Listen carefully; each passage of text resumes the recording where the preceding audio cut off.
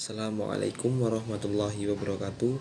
Alhamdulillahilladzi hadana li hadza wa ma kunna linahtadiya laula an hadanallah. Qala rabbi shrah li sadri wa yassir li amri wahlul 'uqdatam min lisani yafqahu qawli. Amma ba'du. Yang terhormat Miss Era Octaviona MPD selaku dosen pengampu mata kuliah Bahasa Indonesia, dan yang saya sayangi teman-teman Prodipai khususnya di kelas E.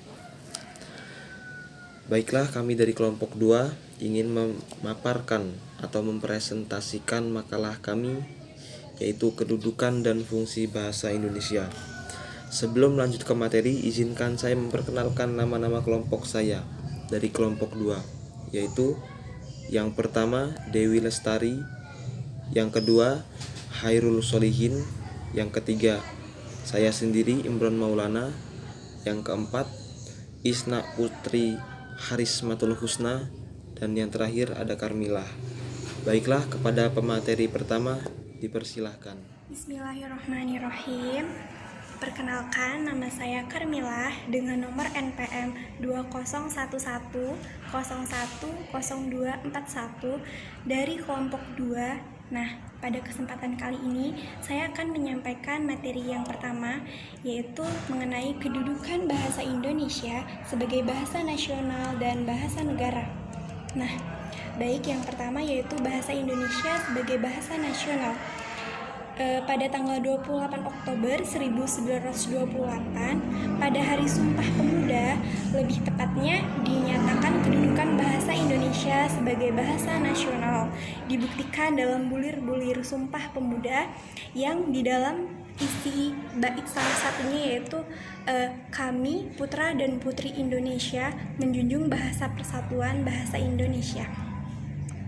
Kedudukan kedua dari kedudukan bahasa Indonesia sebagai bahasa nasional dibuktikan dengan masih digunakannya bahasa Indonesia sampai sekarang.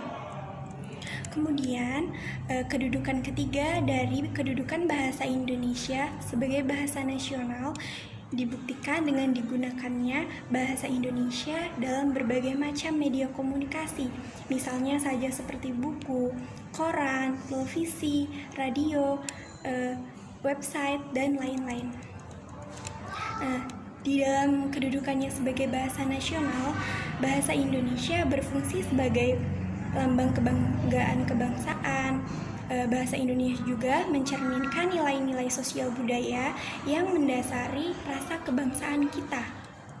Kemudian, sebagai lambang identitas nasional, bahasa Indonesia kita junjung di samping bendera dan lambang negara kita. Kemudian, sebagai alat perhubungan antar warga, antar daerah, dan antar suku bangsa. Yang kedua adalah kedudukan bahasa Indonesia sebagai bahasa negara. Nah, bahasa Indonesia adalah bahasa resmi Republik Indonesia dan bahasa persatuan bangsa Indonesia. Bahasa Indonesia diresmikan penggunaannya setelah proklamasi kemerdekaan Republik Indonesia, tepatnya sehari sesudah bersamaan dengan mulai berlakunya konstitusi.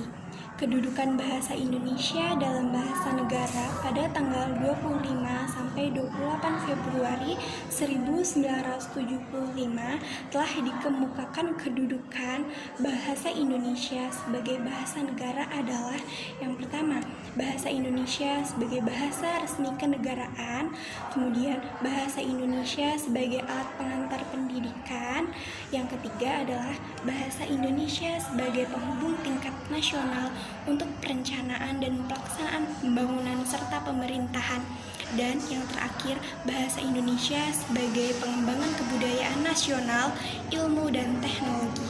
Nah, sekian materi pertama yang dapat saya jelaskan.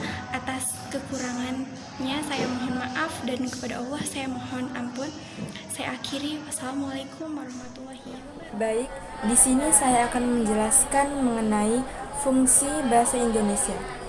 Bahasa Indonesia memiliki dua fungsi, yaitu fungsi secara umum dan fungsi secara khusus. Yang pertama, fungsi bahasa secara umum. Bahasa secara umum memiliki fungsi, yaitu yang pertama, sebagai alat untuk mengungkapkan perasaan atau mengekspresikan diri. Yang kedua, sebagai alat komunikasi. Yang ketiga, sebagai alat berinteraksi dan beradaptasi sosial. Dan yang keempat, menciptakan karya-karya sastra berkualitas. Yang kedua, fungsi bahasa Indonesia secara khusus. Bahasa secara khusus mempunyai fungsi. Yang pertama, sebagai alat interaksi di kehidupan sehari-hari.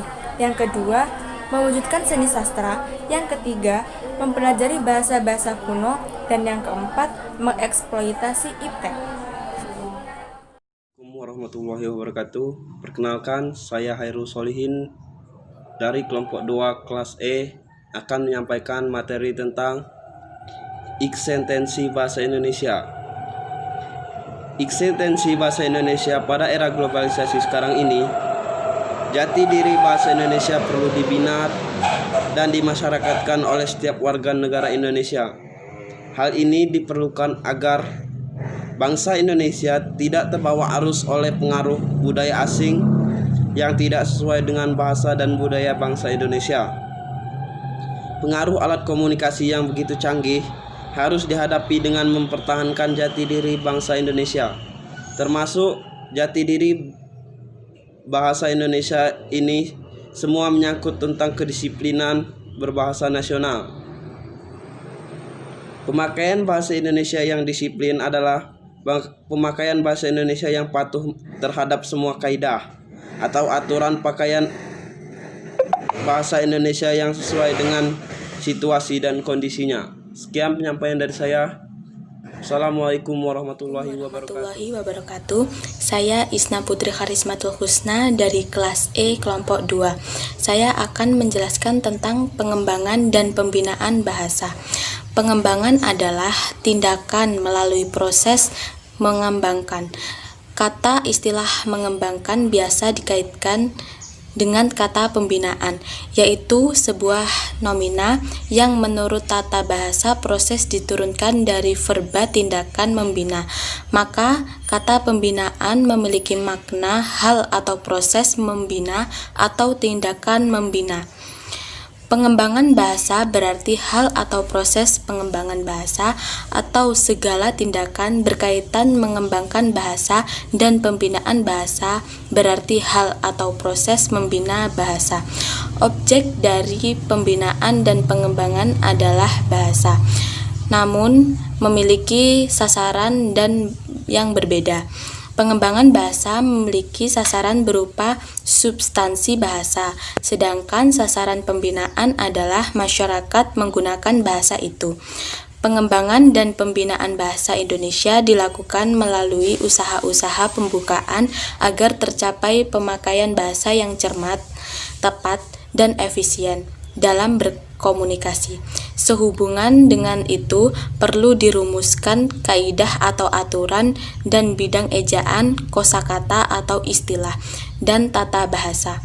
Dalam usaha pembinaan bahasa Indonesia perlu didahulukan bahasa Indonesia ragam tulis karena coraknya lebih tepat dan bahas cakupnya lebih jelas.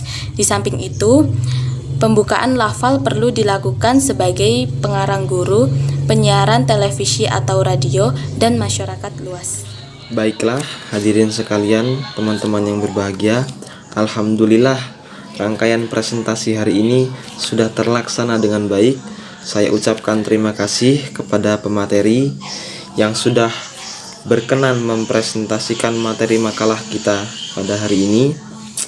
Dan saya ucapkan juga terima kasih kepada audiens yang telah menyimak antusias materi kita.